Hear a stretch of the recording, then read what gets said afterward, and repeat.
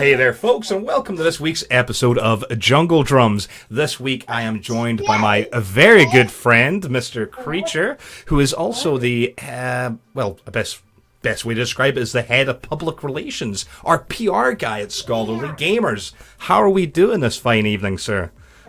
Not bad, Jungle, not bad. You know, hanging out, wishing I was playing some Chrono Trigger, looking up some games, the usual. Yes, in case if you don't already know, I mean, surely by now you're following Mr. Creature out there on Twitter and on Twitch, of course.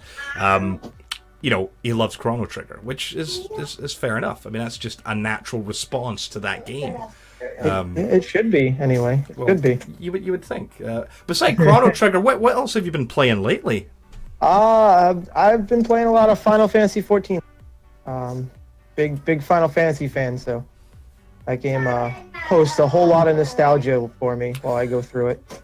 That's cool. Yeah, I can hear that. I enjoyed the Final Fantasies. I mean, I remember playing, like the old ones back on the Super Nintendo, and obviously, played 7, well, as it was called in the States, and whatnot. And then, I just kind of got away from them. I mean, I still played, I loved my Secret of Mana and whatnot back then as well. Oh, yeah. But no, I just kind of lost touch with that franchise, I suppose. I mean, whenever it came to the whole online RPG MMO aspect, obviously World of Warcraft had sucked me in hard for too many years, to the point where I had to just quit. I had to call, when it starts affecting your real life, that's when you kind of recognize, right, okay, because I couldn't just play it, right? I had to be in that kind of whole high-end raiding scene, being in our clan was, our guild was, ranked number 3 on the server for progression, where we're constantly trying to get in the 1 or the 2 spot.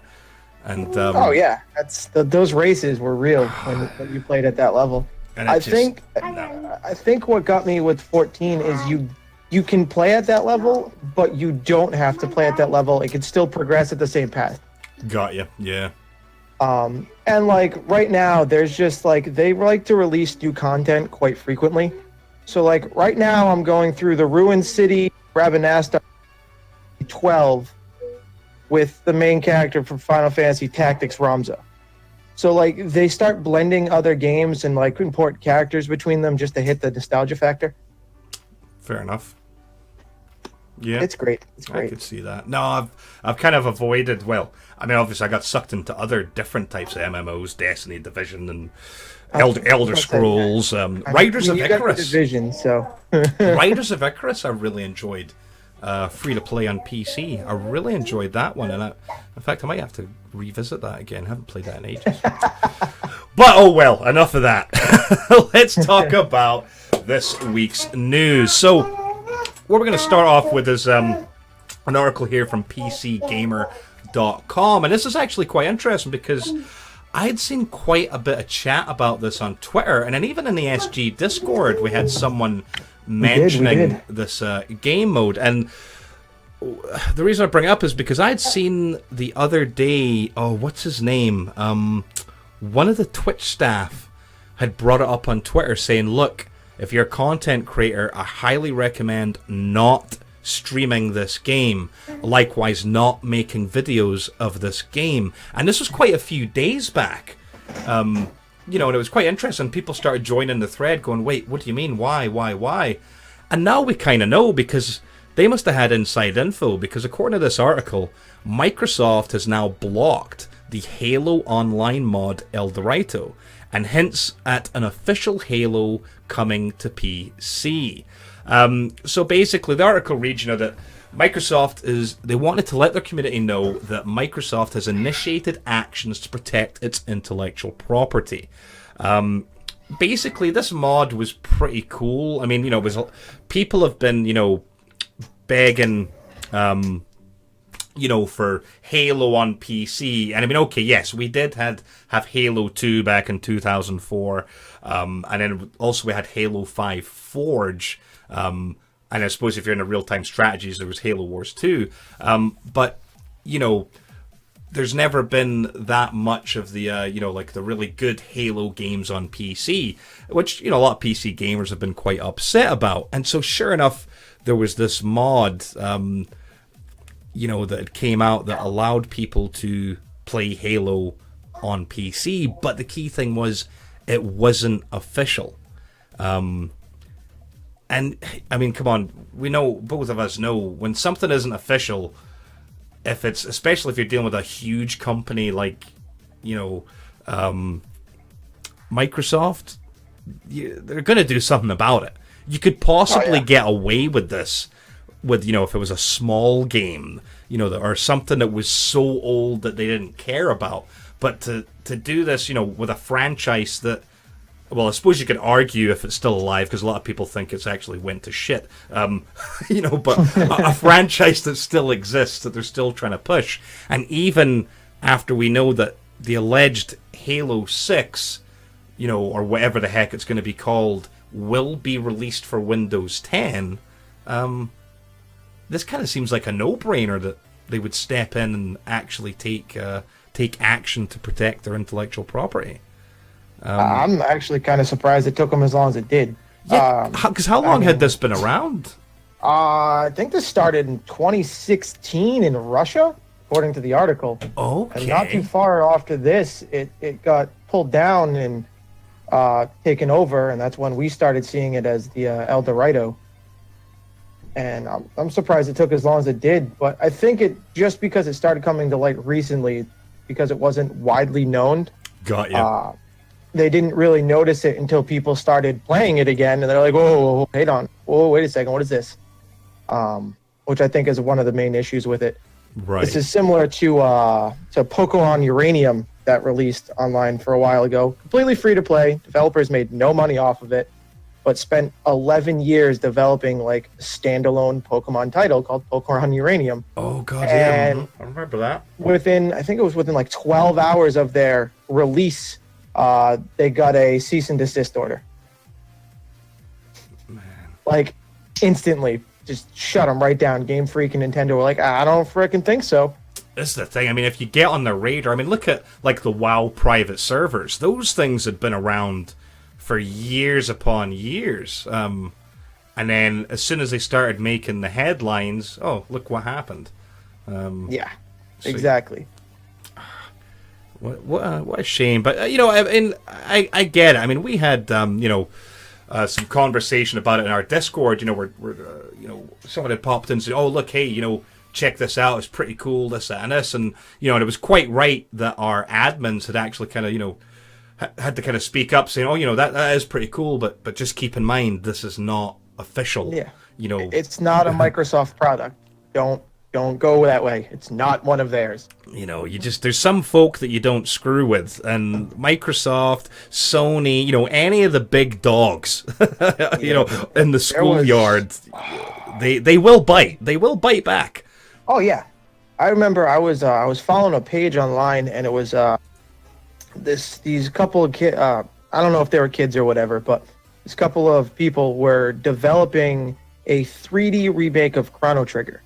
Like fully 3D, almost like Final Fantasy VII-esque graphics on PS1. And they got a cease and desist letter from Square Enix after posting like one teaser trailer and like 4 screenshots.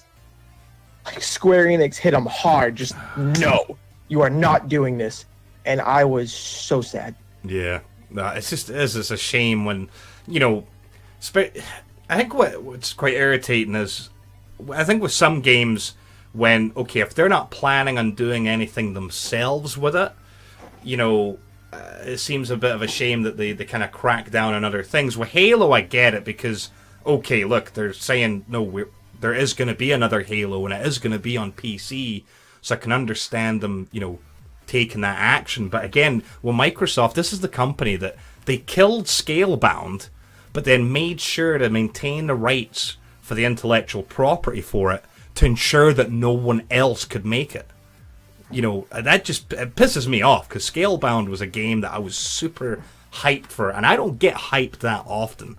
Scalebound I was really looking forward to, and when I saw that they killed it, but then not only did they kill it, they ensured that no one else would be able to do anything with it. Is Microsoft can be mean. I do like them in many regards, but I think one of the biggest areas of confusion for this was the fact that it was only originally released in Russia as Halo Online. It never really made it anywhere else outside of there before the mod. So I think that's why there was the confusion of like, oh, they just don't give a shit about this anymore. Let's just use it. Not thinking that that it's the Halo IP. They were just going on the game itself. Yeah. I can get that. Because, this is the funny thing when it comes to, international copyright. Technically, there is no such thing. Like a company has to, yes, it can say that, that, oh, hey, look, you can't copy this and this. But in each country where that product's offered, they also have to file, the proper kind of paperwork. I remember, like in South Korea, that was a key thing where there was no copyright law over there. That is why there's so many, like they had cars, I can't remember the brand of the car, but they were really, really nice motors, right? Really nice vehicles. And they looked like Mercedes. They were like duplicates of Mercedes, but it was fully legal. They couldn't sell those cars out with Korea, but as far as in the country, it was fair game. And it was the same when I lived over there with consoles. You could not buy a legit console. It was so difficult. Every time you try to get, back then it was a 360 and a PS2, they always came modded and with 10 games of your choice. And same with the DVD stores, like, because this would have been before Blu-ray,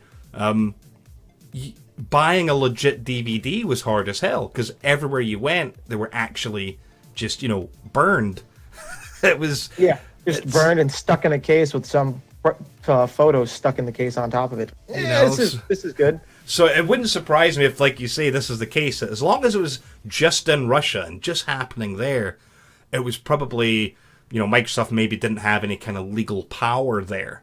But the minute that it starts breaking through in the West because of this mod, and next thing, I don't know how many content creators started actually making content with it. But I would imagine that's probably been, a factor in raising the, the prevalence or the visibility of it.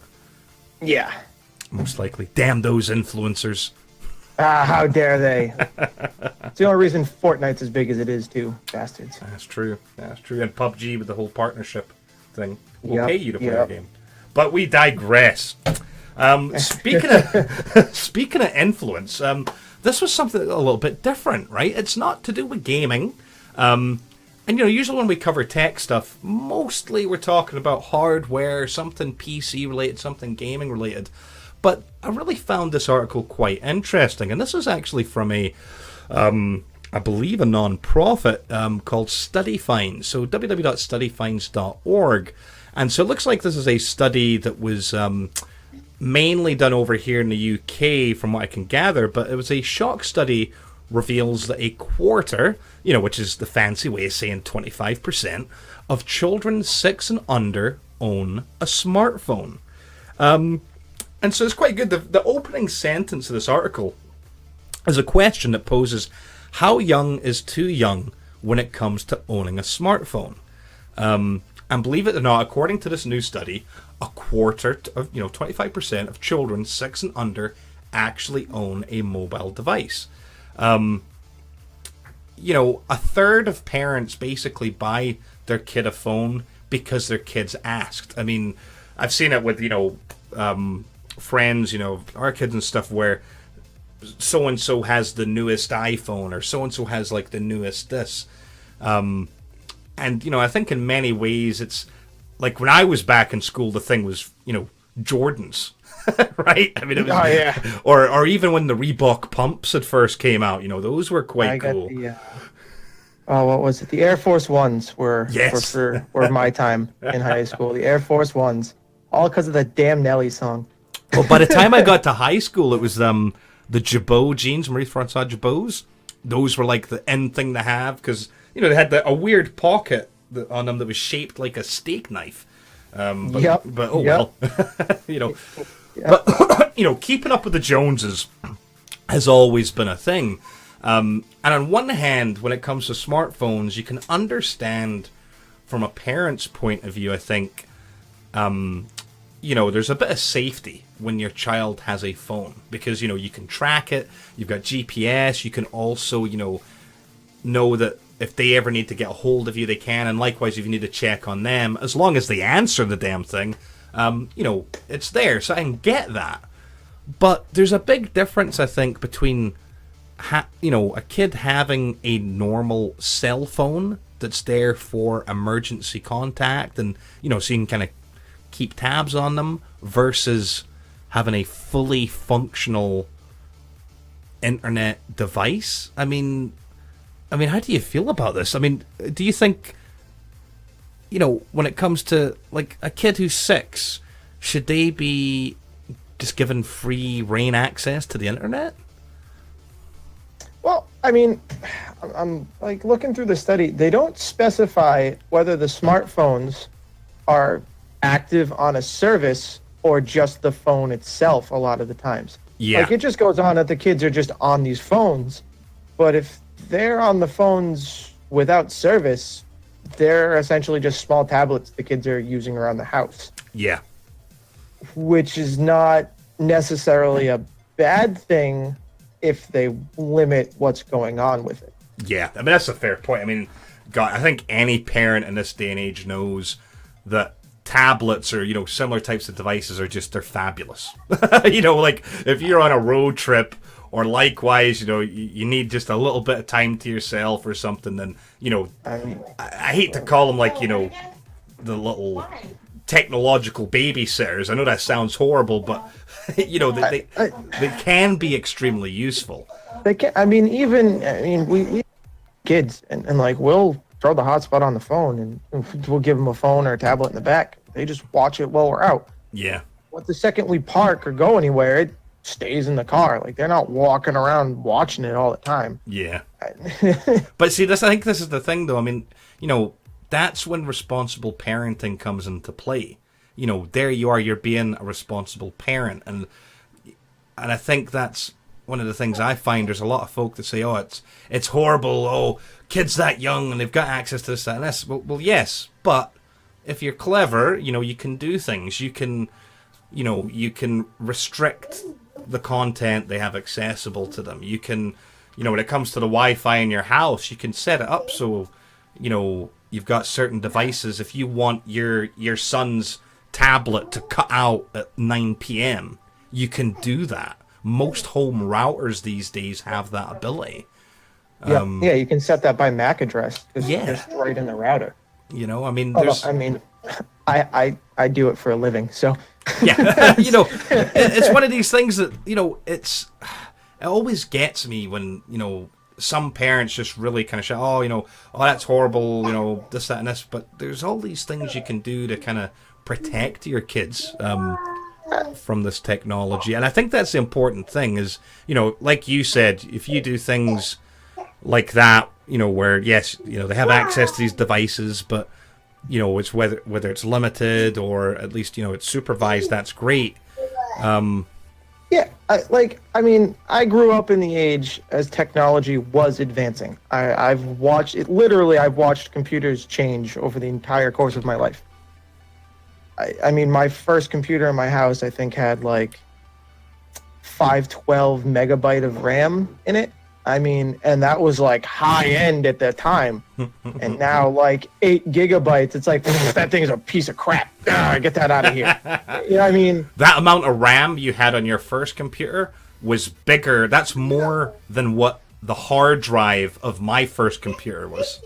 Well, and that's kind of my point. Like, it evolves so quick. Yeah. Like, it's almost impossible not to have it in front of you because it's always in front of you. It's always in the media. It's always on the TV. It's always on ads.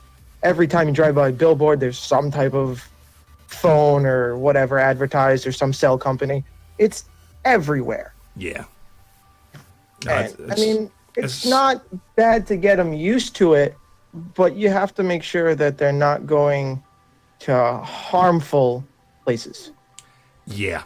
No, big time. And likewise, not, being glued to it too Right. much. Because, I know I was raised that way where, my mom actually was great when it came to video games. She saw them as a positive, a bit of escapism, a bit of increasing your hand-to-eye coordination.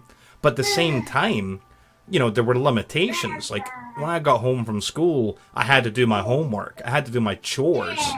And then, I could play video games. And then likewise on the weekend, if it was, sunny outside, I wasn't going to get away with playing my Super Nintendo all day on a Saturday. I'd get some time doing that, but, eventually there'd be a point, where it'd be, right, get out there, go in the pool, or something. Yeah, go do something, yeah. I mean, like, I still play video games. You still play video games. Of course. I'm not going to tell my kids they can't. And I never would anyway, because video games just increase, not only hand-eye coordination, but, like, just imagination, puzzle-solving skills, stuff like that. I mean, so much good that comes from them that people don't realize. But, like, in my case, like, both my kids like to play outside. I don't have to force them. Yeah. But... Like, they ask, like, if it's a nice day out, can we go to the park? Absolutely. Yeah, that's what you want to do. But this is the difference. So this is, again, when it comes to, like with you guys, you're responsible parents. And I know it sounds mean, but I think in this day and age, there's so many parents out there that are just, they're being lazy, or they're just so used to appeasing their kids. Like when I was growing up, I heard the words no all the time because I was a greedy little bastard. I always wanted something, right? I always wanted stuff. And I was constantly told no. But when you look at, in this day and age, it doesn't happen. It doesn't happen. Because it seems like a lot of parents, the minute their kid goes, or starts throwing a tantrum, all they care about is getting, making that tantrum stop right now. Or, making sure to appease their kid. And, I mean, you look at, like, video games, prime example, where... some parents are feeling forced to buy a game for their kid that, due to the rating scheme, is actually unsuitable for them, but they're doing it just to make their life easier for themselves. And it's just, it's a shame. I mean, my mom did tell me no, but my grandparents had a famous line, and the difference in what you need. Yeah, and what you want. Yep, that was my grandparents all the time. It's I want this. Well, that's nice. You don't need that, so. Yep. No, I mean, I think that's my fear when it comes to some things like this. It's just,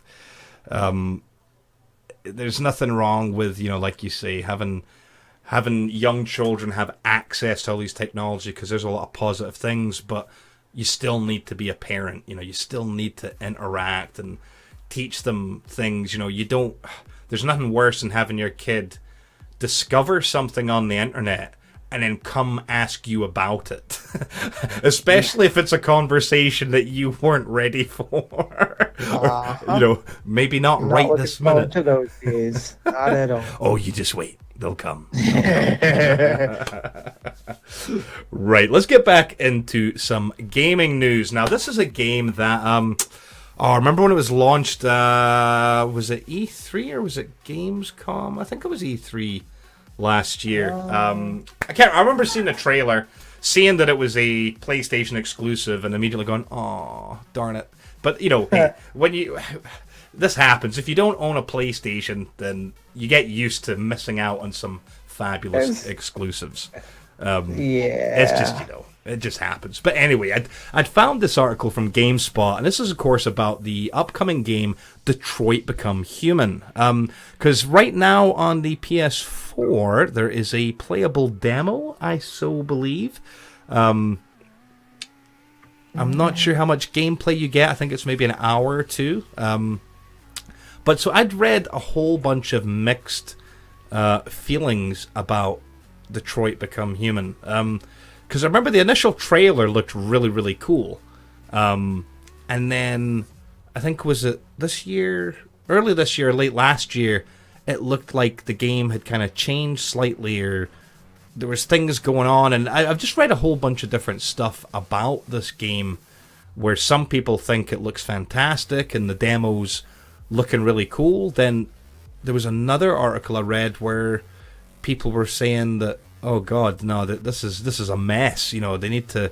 The story just doesn't. It's not making sense. I've played the demo and now I've got more questions about the game than I had before.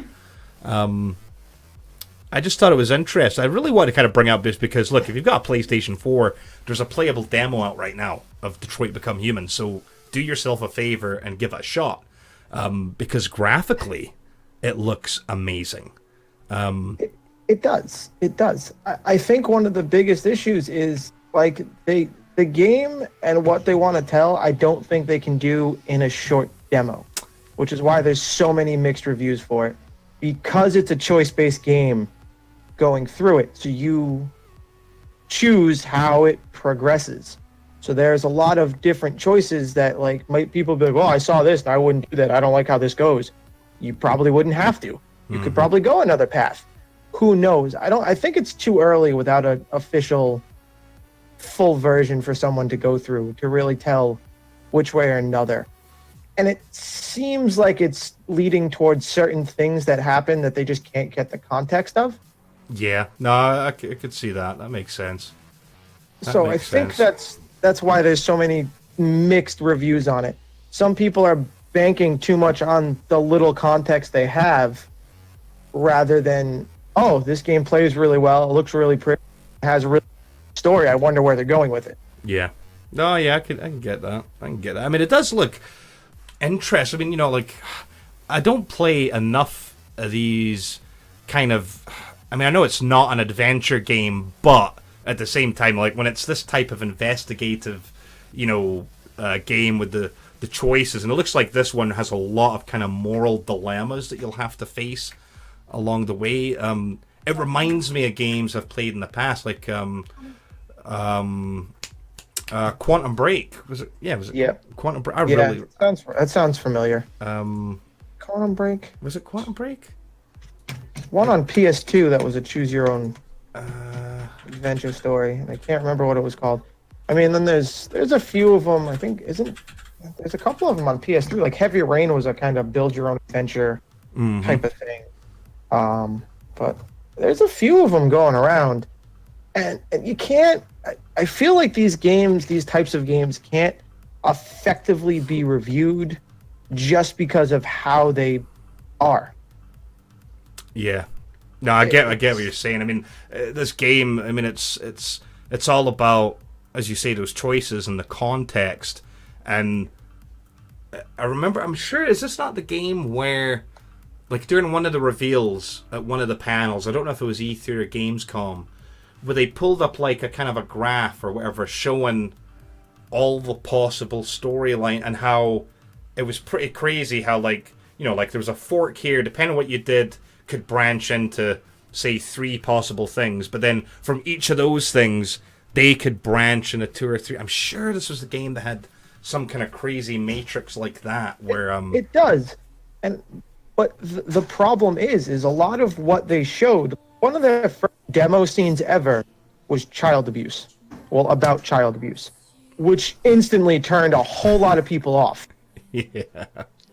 And I understand it. Trust me, I do. But there's no context leading up to it. It just, that's what they were demoing. And I think they did it for the shock factor because no one forgot it. Yeah. Yeah. Like you say, context sometimes just, you know, it's totally misunderstood. That's like, remember, that horror game that I'd reviewed, Remothered, Tormented Fathers.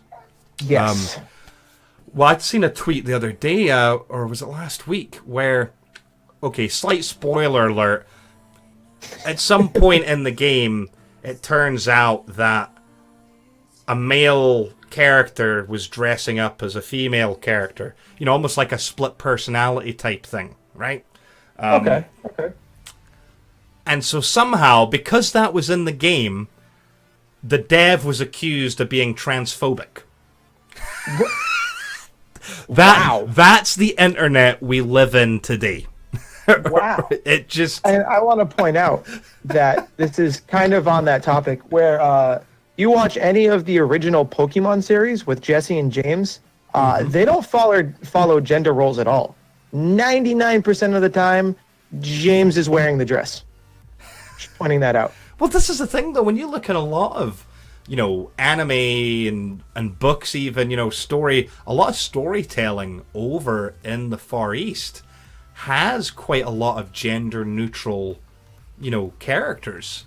That's all. And even sometimes you see it in video games where you can have effeminate male characters or likewise kind of masculine female characters, and then sometimes characters that you just can't, they might have long hair and you don't know if they're a female or not. It just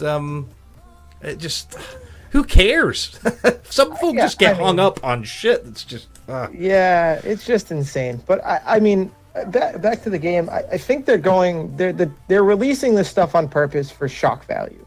Yeah, I think they're going with the bad press is good press theory on this one to get their name out, because now people are going to want to know where it's going and why the story is so fucked up. No, that's true. I mean, I think the game, just looking at it and seeing, how it's going to be all about these moral choices and stuff, I'd be really interested to see an SG review of it. You know what I mean? Like, as far as actually, or maybe not, to hell with a review, even just like an actual feature article about, the morality in there, the choices and stuff. Right. Who don't, years down the line, it could, maybe even be on Armchair Gaming. There's surely got to be some philosophical stuff in there somewhere. I'm sure Sheldon can find something. Knowing the few things that they have shown already, there is so much you could cover on that.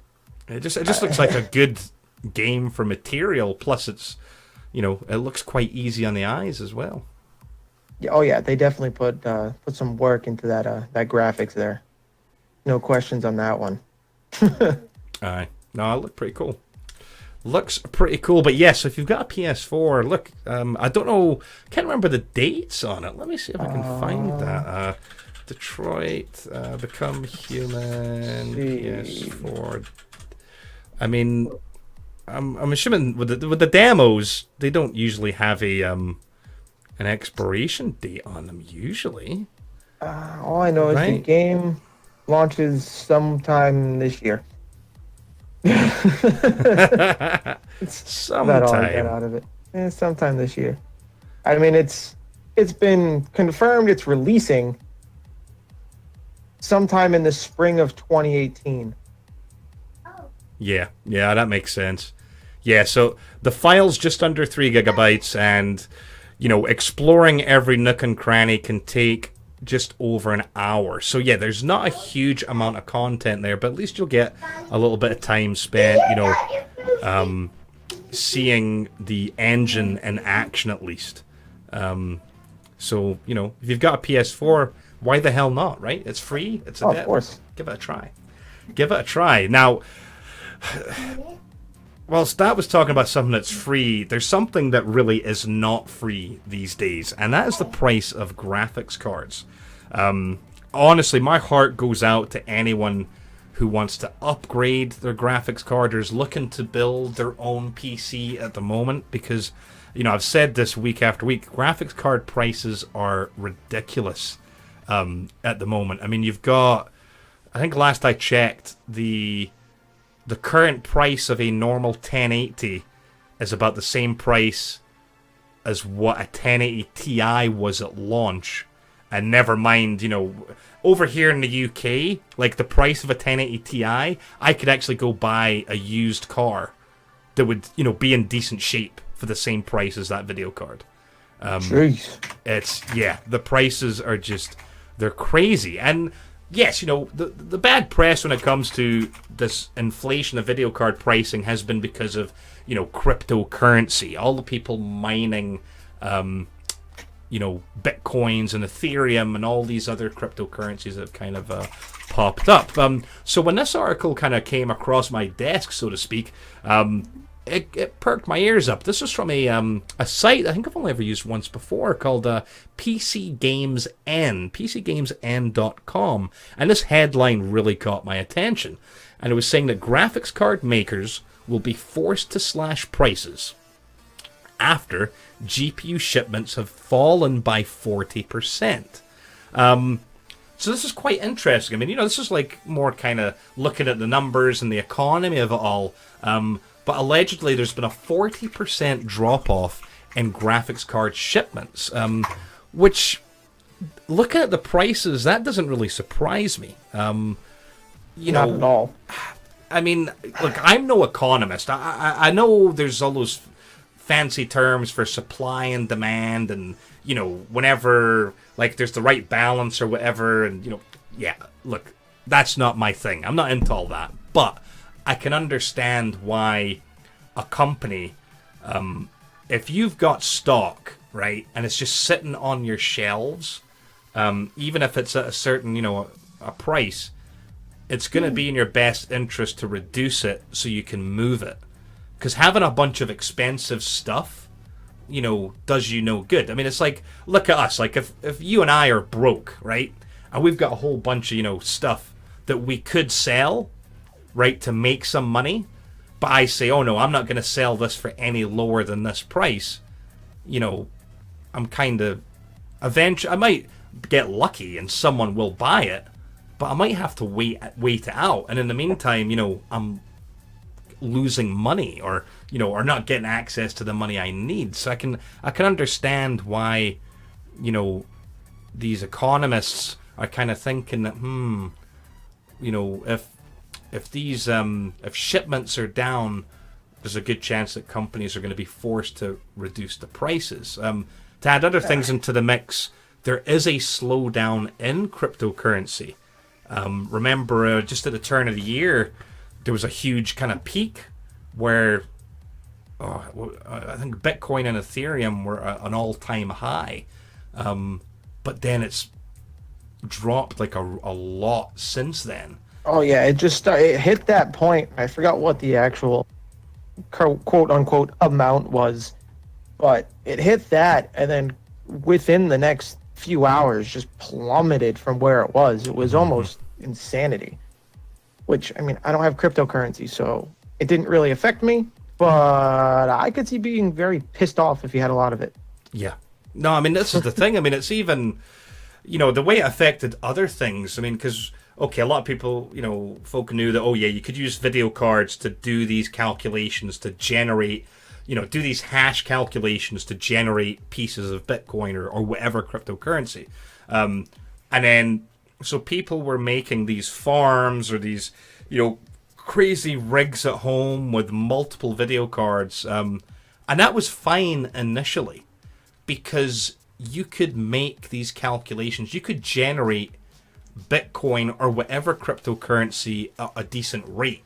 Because remember, the whole point is you're trying to turn a profit. So you want to be able to make so much coin, so to speak, that's going to offset the cost of your PC hardware as well as your electricity and the running costs.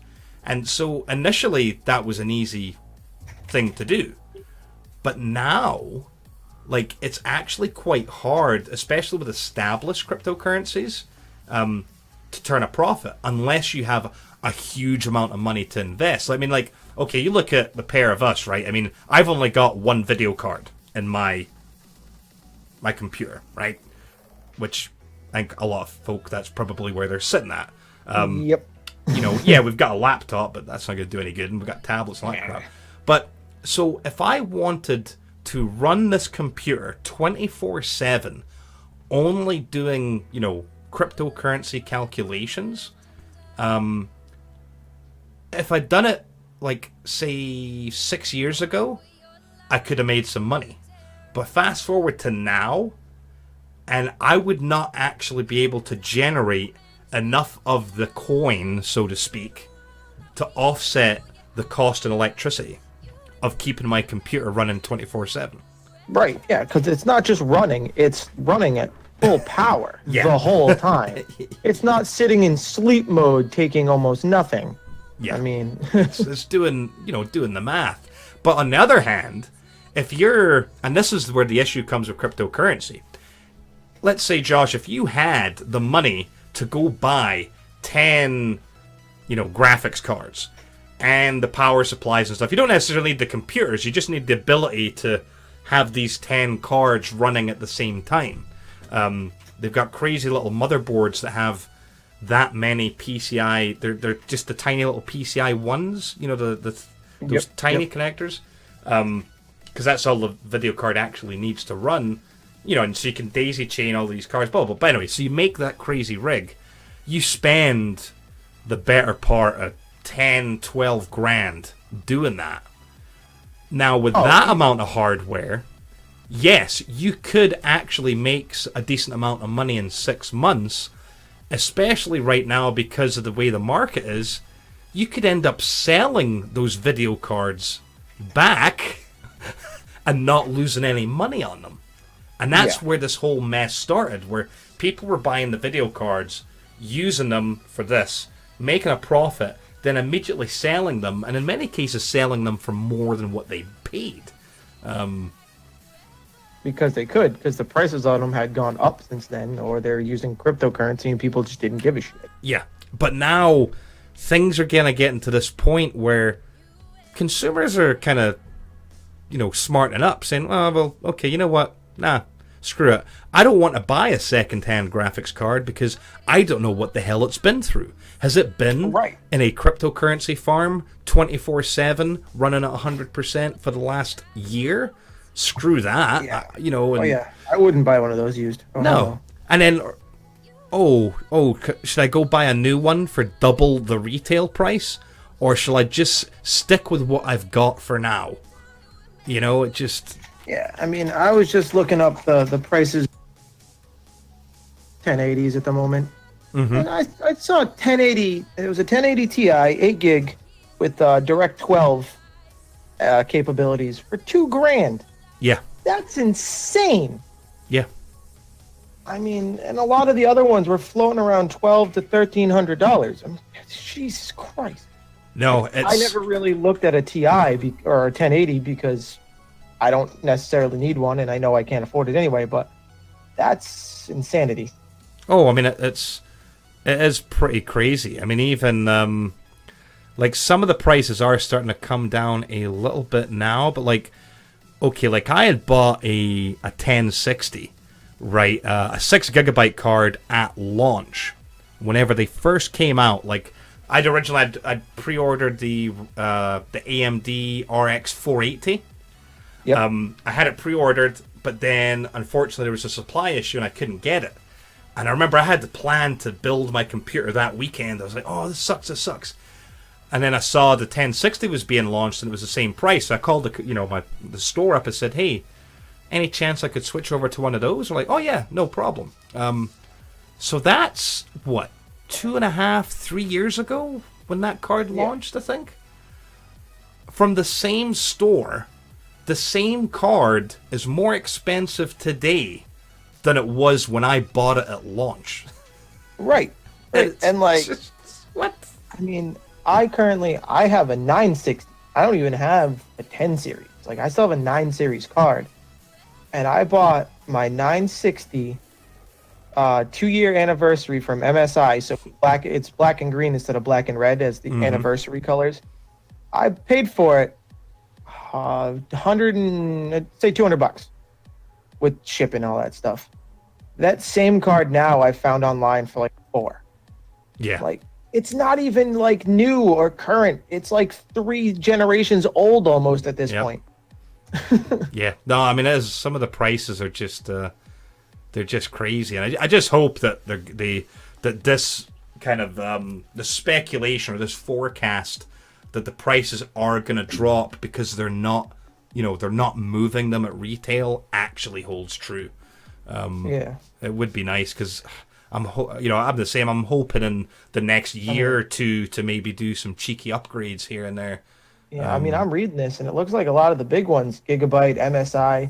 It's not just a 40% in total. It's a 40% month on month. Yeah.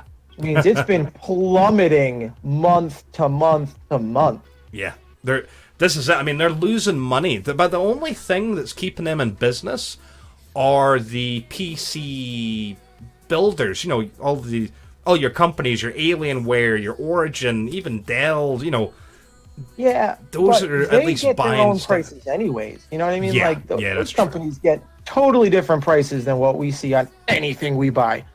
Yeah, that's a fair point, and that's something that's actually always wondered because you don't see, and of course no one would be allowed to talk about it, but I wonder if their prices have actually been affected as well. You know what I mean? Like, I don't know. I don't know. I mean, they don't really talk about it because they don't want. Yeah. That's like asking a company for their financial statements to be released publicly. Yeah. It's not going to happen. Yeah. Because if Alienware told you what they were buying the prices for, yeah, you'd be pissed off when you. and then what they bought the parts for, and then what they sold it to you for, there's going to be some issues. Because I've seen some Alienware rigs, looked at the specs, and went, no fucking way. Yeah, I know what you mean. I know what you mean. I mean, it's weird though. I mean, we're kind of like right now, depending on. I mean, I know it's quite easy to like compare different PCs and say, oh look, I could build that for cheaper, but you know, like Origin's a good example where you know Origin makes some really nice PCs, and a lot of folk go, I can make it for cheaper. Yes, you could, but are you using the exact same motherboard? Because you know, if they're going with an Asus ROG, you know, Republic of Gamers Maximum Hero 6, you know, over here in the UK, that motherboard costs 250 quid. You know, whereas so I could build that same system for this much. Yeah, but are you using that motherboard, or are you using the friggin' £70 one from AS ROG or MSI? Right. Because at the minute, we're in a weird situation where for the high spec stuff, like for example, a gaming PC with a 1080 Ti, currently right now, it's cheaper to buy one pre-built from all of those companies, CyberPower, iBuyPower, which that's even a place like Origin, a boutique, you know, a more kind of elite company, it's probably at the moment cheaper to buy a full system, and it sucks. It does. I mean, that's actually it happens, and I think it only it's more of with the stuff. Like if you want like a 1070 or 1080 in your computer, yeah, you have to pretty much buy a pre-made. But not necessarily. I mean, I was just scanning through. I found some 1080s, maybe not the highest 1080s, but you know, like six gig cards of 1080s for like $600, which compared to some of the prices with the rest of the parts, you could do cheaper. You might have to pick and choose a little bit. You could get the same specs for cheaper. But if you want like the 12 gigabytes and the high end stuff, yeah, you're not going to find one without buying a pre-made one. Yeah, see, I think it shows you how kind of far we've come, because even like that, like saying, oh, hey, $600 for a video card, you know, that's not bad. I remember when the GeForce TI 4600 had came out. And at that point in time, because I remember I had a GeForce 2, an MX 400. And when the TI 4600 came out, that was at that point in time, aside from your professional cards, the most expensive graphics card like ever. And it was $399. You know, and I remember like it was a huge purchase for me back then. It's like, holy crap, $400 for a video card. That's crazy. That's ridiculous. And you know, when you fast forward, we're like, oh yeah, $600. That's actually a pretty good deal. You know, because we've got cards that are just, you know, over 1,000 and whatnot. It's you know, it's amazing. Well, it looks like I had a hold on, Josh. I've got an issue here with my audio.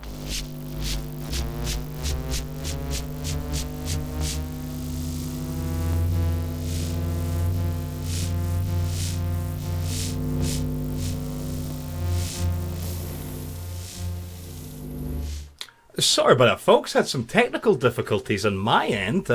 My internet decided to just die. Now, it is quite late at night over here in my part of the world, so possibly maybe they were doing some maintenance, at the exchange or somewhere along the line. But whatever happened, I was completely without internet, and obviously that became an issue because we're using Discord to communicate. Unfortunately, Mr. Creature has to go. He ran out of time, but I still had a couple of articles to go through, so I'm just going to finish off without him. Sorry, buddy, you will be missed, but hey, thanks for coming on the show. It was great to have you. Right, there are two things. I just want to hit on them relatively quickly.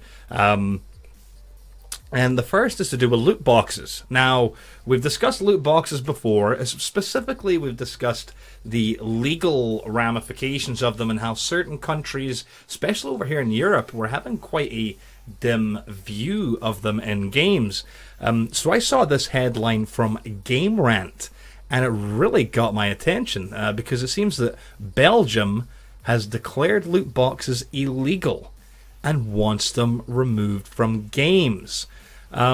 So, yeah, remember when Star Wars Battlefront 2 had came out, it led to all sorts of crazy investigations into, the practice of loot boxes. The Netherlands they recently declared loot boxes as unlawful gambling.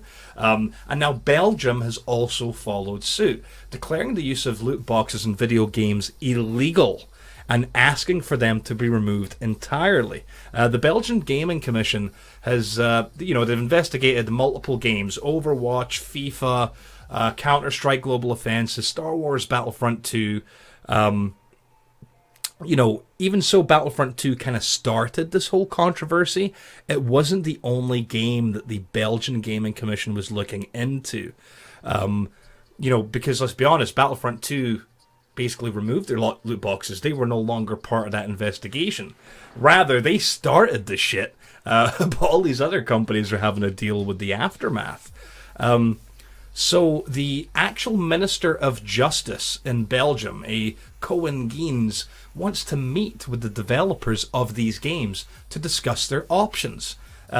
Because the way it stands right now, after declaring them illegal, if they don't remove loot boxes from games, they could face a prison sentence, which I don't know how you sentence a game company to prison. I mean, who do you, who's responsible? Everyone involved in the development of it, or just the boss? I mean, I don't know how that works. But anyway, could face a prison sentence of up to 5 years, as well as a fine of 800,000 euros. Now, if I let's see if I convert that real quick. Let's see. Right, so that's just shy of $1 million US, about 968,000.